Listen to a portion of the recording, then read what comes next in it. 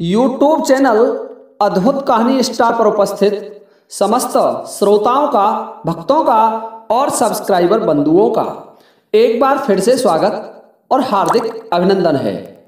श्रोताओं, जैसा कि आप जानते हैं, हमारी कहानी चल रही थी नल पुराण इतिहास में से, और उस नल पुराण इतिहास के 7 भाग में आपकी सेवा में प्रसारित कर चुका था और 8वां भाग आपकी सेवा में लेकर के उपस्थित हूं। परंतु इससे पहले मेरे पास एक कमेंट आया है श्रीमान जोधाराम जी का।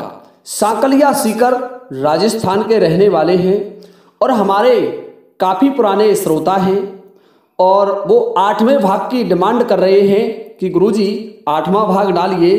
मैं आपका प्रत्येक वीडियो ध्यान लगा करके सुनता हूं। तो देखिए जोधाराम जी, आपका बहुत बहुत धन्यवाद।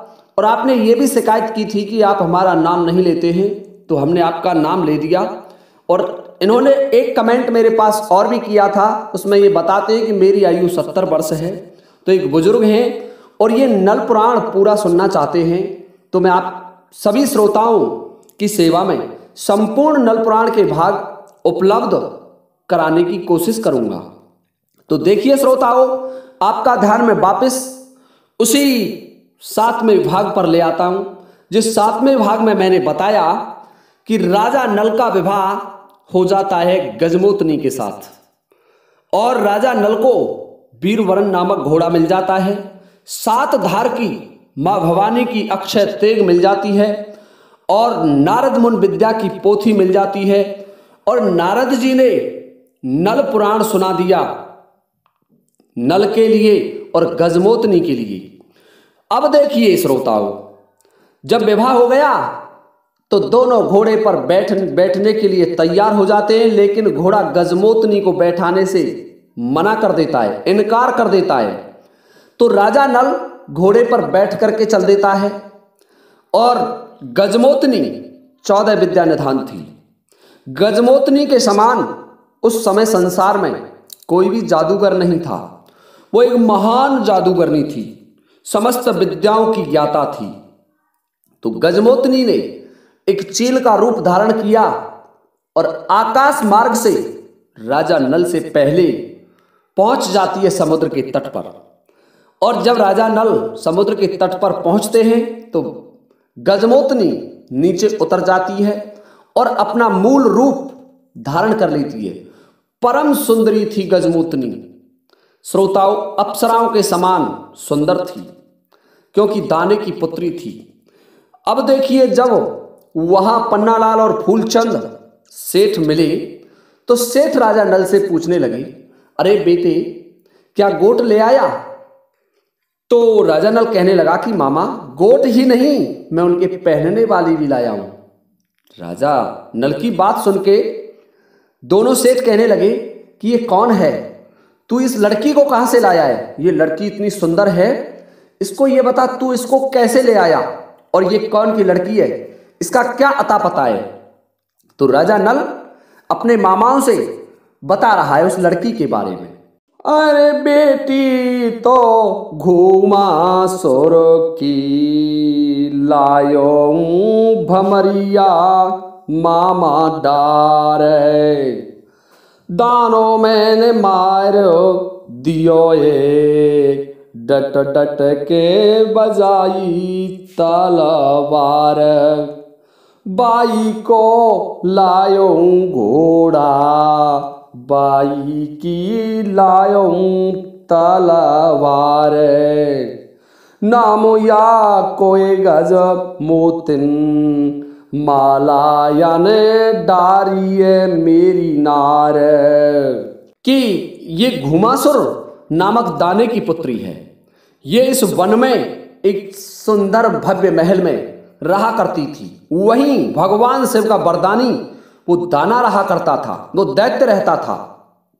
उस दैत्य को मैंने मार दिया है, और उसी दैत्य की ये पुत्री है। इसने मेरे साथ विवाह कर लिया, मेरे गले में इसने माला डाल दी। हे मामाओं, और उसी दाने का ये वीरवरण नामक घोड़ा है। ये जल थल गगन तीनों में समान गति से चल सकता है, और उसी दाने की ये अक्षय तेग है। 7 धार की तलवार है, 7 धार हैं इसमें। इसको जिधर से आप चला दोगे उधर ही ये शत्रु का विनाश करने में सक्षम है। ये दाने को मार करके ये वस्तुएं मैंने प्राप्त की हैं। अब देखिए श्रोताओ, जब राजा नल ने पन्नालाल और फूलचंद को ये सुनाया तो पन्नालाल और फूलचंद दूर चले जाते हैं नल से। पन्नालाल और फूलचंद आपस में बात कर रहे हैं, सोच रहे हैं कि ये कैसा लड़का है, ये ना जाने कौन है। इसने भगवान शंकर के वरदानी दाने को मार दिया, जो कि देवताओं पर भी पराजित नहीं हुआ, देवराज इंद्र भी उसे नहीं हरा सके, और उस दैत्य को इस लड़के ने मार दिया। ये ना जाने कौन है और ये हमारे पास रहता है। यदि किसी दिन इससे हमारा किसी बात को लेकर के कोई विवाद हो गया तो ये हमें जीता नहीं छोड़ेगा, ये हमें भी मार डालेगा। ना जाने ये कौन और कितना बलशाली है। अब तो दोनों बनियाओं के लड़के घबरा जाते हैं। पन्नालाल और फूलचंद मन में विचार कर रहे हैं कि इसको किसी भी तरीके से समाप्त किया जाए। देखिए श्रोताओं, जो राजा नल उन मामाओं की खातिर अपने प्राण दाव पर लगा करके उनके साथ आया, उस विकट बनी में गया और उस विकट बनी में से 16 गोटों को इकट्ठा किया, गजमोतनी से विवाह किया और दाने को मारा। उन्हीं मामाओं की रक्षा के लिए ही तो आया था, और वो मामा अब उसके बारे में क्या सोच रहे हैं। पन्नालाल कहने लगा फूलचंद से कि फूलचंद, इसको जब हम लेकर के चलेंगे तो जहाज से इसमें धक्का मार देंगे, और जब जहाज से धक्का मारेंगे जहाज बीच समुद्र में होगा तब, ताकि इसका कोई पता ही नहीं चलेगा और ये समुद्र में मर जाएगा। और ये जो लड़की है इसे हम ले चलेंगे और इसे महाराज की सेवा में भेंट कर देंगे। अब तो दोनों बनियाओं के मन में बेईमानी आ जाती है। पन्नालाल और फूलचंद अनिष्ट कर्म करने के लिए तैयार हो जाते हैं, उद्यत हो जाते हैं अपने भांजे, धर्म के भांजे राजा नल को मारने के लिए। अब देखिए श्रोताओं, बनियाओं ने बुद्धि से काम लिया, राजा नल को बहकाया और कहा बेटे बहुत अच्छा किया, इस लड़की को ले चलिए और इन गोटों को हमें दे दीजिए। श्रोताओं, राजा नल ने जो घोड़ा था वो भी उस जहाज में बैठा दिया, गजमोतनी जहाज में बैठ गई और राजा नल से कहने लगे दोनों सेठ पन्नालाल और फूलचंद कि बेटे तू हमारे पास आ जा, तू वहां मत सोए पीछे जहाज में, तू हमारे पास बैठ, क्योंकि जब हम तुझे नहीं देखते हैं तो तेरे देखे बिना हमें तसल्ली नहीं आती, हमें कल नहीं पड़ती है, क्योंकि हम तुझे निहारते रहना चाहते हैं। बनियाओं के मन की जो बेईमानी है, जो घात लगा करके बैठे हैं, उस घात को करने के लिए पन्नालाल और फूलचंद दोनों राजा नल को बहका लेते हैं। राजा नल विश्वास कर लेता है मामाओं का, क्योंकि राजा नल उन्हीं के यहां बड़ा हो रहा था, उन्हीं के वहां उसका पालन पोषण हुआ था। अब देखिए जहाज चला जा रहा है, रात्रि का वक्त है, पन्नालाल और फूलचंद के पास राजा नल सोया हुआ है और गजमोतनी भी सो जाती है और घोड़ा को भी नींद आ जाती है। अब देखिए क्या होता है श्रोताओं, पन्नालाल फूलचंद से कहने लगा जब समुद्र का बीच आ गया कि फूलचंद इसको जगा, तो दोनों ने राजा नल को जगा लिया। राजा नल से कहने लगे बेटे आप सो रहे हैं और हम तो आपसे पूछना चाहते हैं कि आपने भगवान शंकर के वरदानी उस दैत्य को कैसे मार दिया। हम तो आपसे बात करने के प्रयास में थे, लेकिन आप तो सो गए। पुत्र बैठा हो जा। राजा नल श्रोताओं बैठे हो जाते हैं, परंतु नींद आ रही थी, तो नींद में आप जानते हैं कि आधा अधूरा होश रहता है। राजा नल से पन्नालाल और फूलचंद कहने लगे बेटे समुद्र से पानी लेकर के मुंह धो और तब हमारे पास बैठ। अब देखिए श्रोताओं, राजा नल जब जहाज के उस आगे तख्ते पर आया, समुद्र में से पानी लेने के लिए लपका, नीचे की तरफ झुका, तो बनियाओं ने समुद्र में धक्का मार दिया और राजा नल जहाज से गिरा और समुद्र में गया। देखिए जहाज को बनिया तो आगे ले जाते हैं बढ़ा करके, और इधर क्या होता है। कुछ देर बाद गजमोतनी जगी। गजमोतनी जगी तो वो अपने घोड़ा से पूछने लगी कि घोड़ा, कि हाँ बता बहन क्या बात है। क्योंकि घोड़ा गजमोतनी को अपनी बहन मानता था कि आज मेरा कुछ श्रृंगार खराब हो रहा है, मेरे कुछ अपशकुन हो रहे हैं, क्या कारण है, कहीं महाराज नल कहाँ हैं, मुझे दिखाई नहीं दे रहे। तो ये बात सुनकर के घोड़ा कहने लगा कि देखिए बहन, मैं तो सो गया था, मैं परेशान था और मैं सो रहा हूं, इसलिए मुझे कोई पता नहीं है। तो एक बात मैं आपको और बताना चाहूंगा, जो पतिव्रता स्त्रियां होती हैं, जब उनका पति किसी संकट में होता है तो उनके अपशकुन होने लग जाते हैं। अब तो गजमोतनी की दाहिने अंग फड़कने लगे। अब देखिए गजमोतनी मन में विचार कर रही है कि आज क्या हुआ। माथे की जो बेंदी थी, जो बिंदी गिर गई, और भी जो स्त्रियों के शकुन होते हैं वो सभी शकुन बिगड़ने लगे, क्योंकि राजा नल तो समुद्र में गिर गया।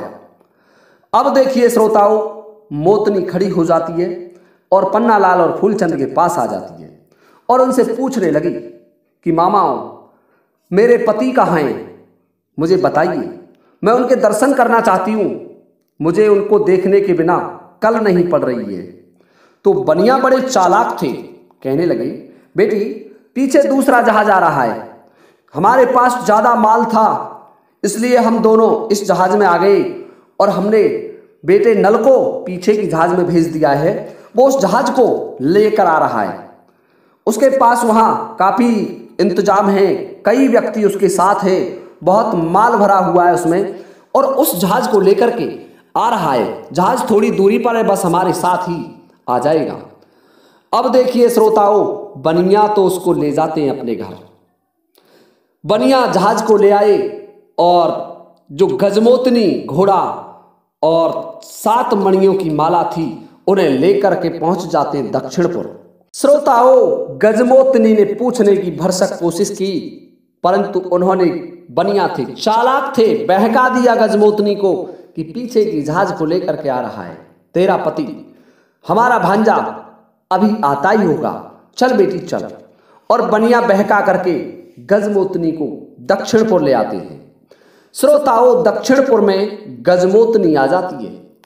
गजमोतनी ने जब वहां देखा तो अपनी सास के पास चली जाती है। बनिया तो उसे जाने नहीं देना चाहते थे। गजमोतनी ने मंझा रानी के चरण पकड़ लिए और मंझा रानी से कहने लगी कि मुझे तो कुछ ऐसा लगता है कि इन बनियाओं ने मेरे पति के साथ और तुम्हारे पुत्र के साथ कुछ धोखा कर दिया है। श्रोताओं, गजमोतनी ने भी बनियाओं को पूछा, पन्नालाल और फूलचंद को पूछा, लेकिन दोनों ने गजमोतनी को और मंझा रानी को बहका दिया। मंझा से कहने लगे कि बहन, पीछे जहाज आ रहा है और उस जहाज में तेरा पुत्र आता ही होगा। श्रोताओं, मंझा तो समझ गई कि मेरा पुत्र इस दुनिया में जीवित नहीं है, इन्होंने धोखा किया है। और गजमोतनी भी ये बता रही थी कि मुझे ब्याह करके मेरे पिता का वध करने के बाद हम जहाज में बैठ गए और उसके बाद मैंने मेरे पति को नहीं देखा। देखिए श्रोताओं, कल के वीडियो में मैं आपको बताऊंगा, ये वीडियो काफी लंबा हो गया है, कि राजा नल कैसे फिर गजमोतनी से मिलेगा और समुद्र में किस तरीके से जीवित बचेगा। सेठों ने तो उसे समुद्र में डाल दिया और ये मैं आपको कल के वीडियो में बताऊंगा। आज का ये वीडियो काफी लंबा हो गया है, अब मैं ये वीडियो यही समाप्त करता हूं।